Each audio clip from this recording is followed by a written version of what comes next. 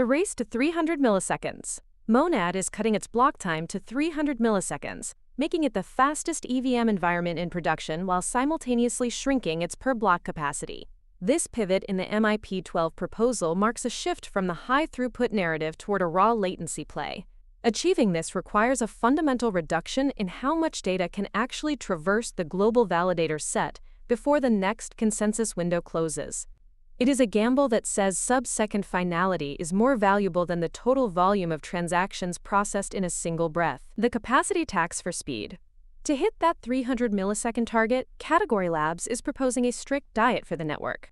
The MIP12 upgrade reduces the per-block transaction limit from 5,000 to 3,750. Simultaneously, the block gas limit is dropping from 200 million to 150 million. This is not a performance failure. It is an engineering necessity. When you shorten the voting cycle by 25%, you leave less time for validators to propagate and verify large blocks. By shrinking the payload, Monad ensures the consensus client stays in sync even as the clock speeds up. Even the block rewards are being trimmed from 25 to 18 MON to match the faster production rhythm. The physics of propagation. The primary bottleneck for any high-performance blockchain is not execution but network propagation.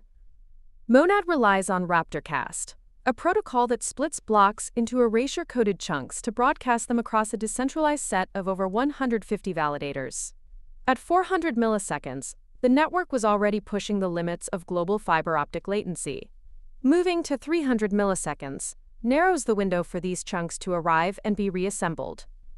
If a block is too large, the tail end of the validator set will miss the voting window, leading to missed slots or potential forks. The version 0.14.3 update provided the stability groundwork for this, fixing database cache failures that previously caused nodes to fall behind under high history pressure. Now the protocol is trading cargo for velocity. The latency signal.